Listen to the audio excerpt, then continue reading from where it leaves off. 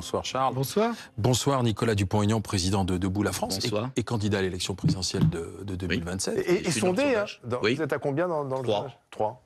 C'est un bon début. Votre plus gros score, ça avait été 4,7%. 4,7. Et... C'était en 2017. 2017, oui. Alors, Charles Consigny, c'est le Rassemblement national qui est largement devant. Et il est imbattable, inarrêtable, le Rassemblement national ? Alors, le Rassemblement national, manifestement, est porté par une lame de fond très forte, qui, à mon sens, tient à deux choses. D'abord, un besoin fort d'alternance dans le pays. Je pense que les Français ont envie de changer d'équipe et de changer de politique. Et je pense que le Rassemblement national fait son succès aussi sur, d'une part, son discours contre l'immigration, mais aussi beaucoup sur son discours social.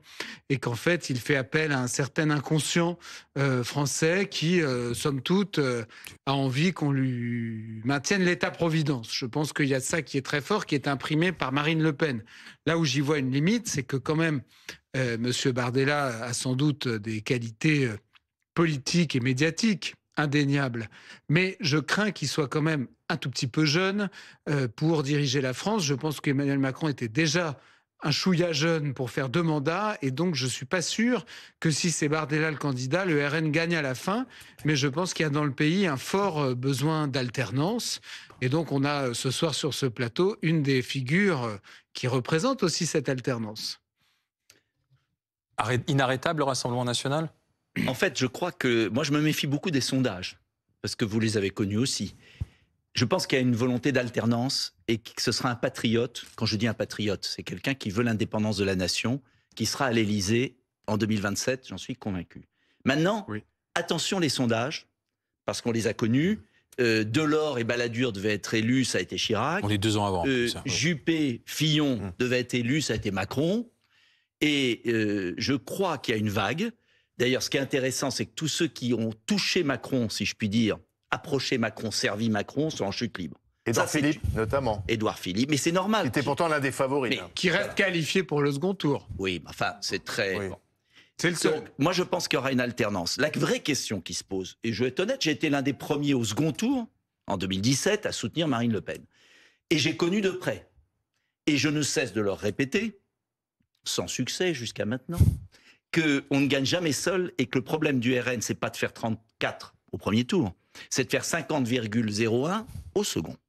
Et pour ça, je pense qu'ils n'ont toujours pas compris, je le dis, pas méchamment, mais pour les aider, qu'il faut une coalition, qu'il faut travailler large, l'union des droites, élargir. C'est pas obligatoirement l'union des droites stricto sensu, c'est l'union des patriotes, une vraie union des amoureux de la France qui irait pour moi de Retailleau, oui, de Retailleau à Le Pen, en incluant votre serviteur. Quel chef de file? Après ça, il faut déjà montrer aux Français qu'on est capable d'élargir. Or, le Rassemblement national, plus il monte dans les sondages, plus il prend la grosse tête et plus il exclut tout le monde. On l'a vu avec Marion Maréchal qui a été exclu, on l'a vu avec Zemmour, on l'a vu un peu avec moi, on le voit. Et je ne pense pas qu'on gagne, et je leur dis amicalement, je ne pense pas qu'on puisse gagner comme ça. Premier point. Et puis deuxième point, il y a un problème d'incarnation. Je vous rejoins, je suis désolé de mettre les pieds dans le plat, mais je pense que la vraie question, ça sera de savoir si Marine Le Pen sera inéligible ou pas. Si elle est éligible, il faut être honnête, qu'on l'aime ou qu'on l'aime pas, elle a une épaisseur et elle a eu des combats. Et j'ai eu des accords, des désaccords, mais je reconnais son charisme. Moi, je le dis très clairement, Bardella, à 30 ans, quelles que soient ses qualités, ses mérites, son intelligence, son talent, ne peut pas être président de la République. C'est une folie. Je le dis. C'est une folie. Mais c'est une folie parce que si c'était pas quelqu'un de proche que j'aimerais voir dans un gouvernement, par exemple, peut être un très bon ministre, je dirais à 30 ans, on a eu l'expérience, 37 ans, les magazines, les couvertures People avec Macron. En réalité, Bardella est une espèce de nouveau Macron. Exactement. Ah oui, et donc, je le dis, je préfère mettre les pieds dans le plat maintenant. C'est un produit marketing qui plaît de nouveau. Mais, parce que vous avez beau le critiquer, et dont les idées, non mais c'est au-delà du produit marketing, dont les idées résonnent aujourd'hui dans la population. Mais les idées, je les partage. Alors, moi, ce que je veux, c'est qu'on gagne. Moi, je suis pas sûr. sûr. Est-ce que je veux qu'on gagne. Et pour gagner, il faut gagner le second tour. On a bien compris, mais je s'arrête sur l'idée que Bardella à présidence, ça serait une folie. Vous partagez ça, Charles ? Oui, quand même, parce que je pense, en tout cas, je pense que ce serait quand même pas très sérieux pour dire les choses comme elles sont. On voit bien, moi j'ai 36 ans, je vois bien que j'apprends tous les jours et que je gagne en expérience, en maturité, j'ai l'impression. On a eu des présidents âgés, est-ce que c'était mieux ? Je pose la question, sans faire de discrimination. Non, mais il y a un juste milieu. Il y a un juste milieu. Je pense que le président de la République, il a quand même des décisions très difficiles à prendre. Il doit porter le pays, l'incarner, négocier avec des gens très durs aujourd'hui. Il faut imaginer que le président demain, il sera avec Donald Trump, avec Vladimir Poutine, avec Erdogan, avec des gens d'un certain niveau et d'un certain âge et d'une certaine expérience, y compris des difficultés de la vie et de la vie professionnelle. Donc Bardella me paraît effectivement, oui, nonobstant évidemment Xi Jinping aussi, qui est pas le plus facile à manœuvrer, puisque même Poutine devant Xi Jinping a l'air de Bardella, si vous voulez. Donc il y a du boulot. Mais là où je suis pas d'accord avec ce que dit Nicolas Dupont-Aignan, c'est que ma question, c'est le « on ». Vous dites « on veut gagner », etc. Je suis désolé, entre Retailleau et Marine Le Pen, pour moi, il y a quand même un monde. C'est-à-dire vous avez Retailleau qui est quand même sur une ligne économique plus proche de Margaret Thatcher, alors que Marine Le Pen, elle est sur une ligne économique quasiment à gauche. Donc la question, c'est pourquoi faire après ? Vous avez raison, mais moi je vais vous dire, je trouve sidérant de voir Retailleau chercher à faire un gouvernement avec des socialistes. Je pense, c'est pour ça que cette affaire Le Cornu ne va pas durer longtemps, à mon avis. Je trouve complètement... Il y a moins de différence entre Retailleau, moi, Marion Maréchal, Éric Zemmour, Bardella pour le coup, et même Marine Le Pen. Il y a moins de différence qu'entre DLR, les socialistes, les Modem... Enfin, on est en plein délire. D'ailleurs, Bruno Retailleau, dans le sondage, ne performe pas. Non, peut-être que sa stratégie a des limites. Parce que plus il va vers Macron, plus il va perdre. Et je trouve quand même dommage que des gens qui, sur l'immigration, partagent des choses, sur la sécurité, partagent des choses, ont une idée quand même de la France, peuvent avoir des désaccords économiques, il faudra faire des compromis. Mais... je vais vous dire, on crève de ce système où d'un côté le RN dit aucun LR, où il doit venir avec nous et être soumis. Et de côté LR, le RN, c'est le diable. Moi, ça fait 10 ans que j'essaye, moins de 10 ans, 2017. Et j'ai payé de ma personne, hein, j'en ai pris plein la gueule. J'essaye de dire à des gens qui partagent quand même en commun beaucoup de choses, vous devriez quand même travailler ensemble. Et permettez-moi de vous dire que si le Front républicain l'a gagné en 2024, a gagné, du moins nous a empêché de gagner, parce que c'est quand même la réalité au second tour.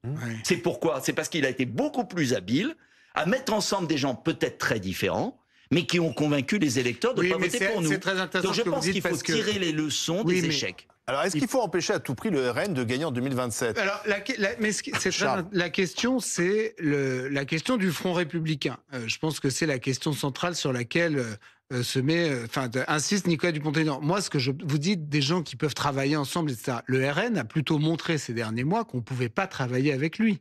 Puisqu'en fait, ils n'ont tenu parole sur rien. Ils ont censuré des premiers ministres auxquels ils avaient assuré qu'ils ne les censureraient pas. Barnier. Ensuite, Bayrou a pensé qu'ils pouvaient partager avec eux l'envie de la proportionnelle, des sujets comme ça. En fait, ils l'ont balayé dès qu'ils ont pu. Et là, du coup, le Cornu, il est un tout petit peu plus prudent, bien qu'il ait des relations personnelles avec certains membres du RN. Il n'a pas l'air de compter sur eux pour faire un accord. Et en fait, le Front républicain, il s'est fait quand même beaucoup entre gens qui étaient capables de faire des accords à peu près matures. Ce qu'on voit ces derniers mois, c'est que le RN demeure un parti très contestataire et demeure un parti, malgré tout, même si bon, c'est vrai que c'est un peu ringard aujourd'hui de dire ça, mais quand on soulève le capot, on a bien vu lors des dernières législatives, on n'a pas toujours des choses très brillantes. Et on a quand même, malgré tout, et ça persiste aujourd'hui, un rapport aux étrangers qui peut poser problème, un rapport, c'est une réalité, on l'a vu. Mais on l'a vu lors des législatives de 2022. Mais en même temps, là où je trouve ça intéressant ce que vous dites, c'est effectivement toute la question va être de savoir si le Front républicain persiste ou si il saute définitivement. Mais moi, je maintiens qu'il y a une autre question derrière, qui est la question de la ligne du RN.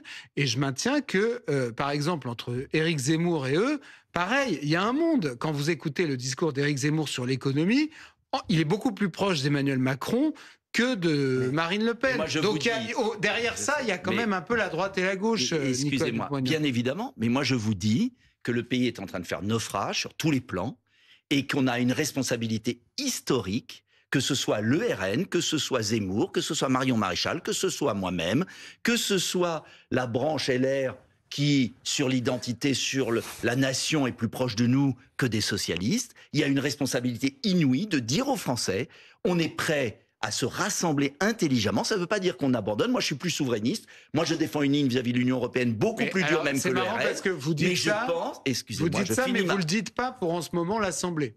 Ceux qui disent en ce moment à l'Assemblée, on est prêt à se rassembler intelligemment dans l'intérêt du pays. Mais ça veut rien dire. Là, vous dites que c'est de la tambouille. Mais bien évidemment. Mais oui, mais donc vous défendez ça pour une partie de l'échiquier, mais pas pour les forces centrales. Je défends pour une vraie rupture. Les Français, ces sondages le montrent, demandent un vrai changement vis-à-vis de ce qui s'est fait pendant 8 ans.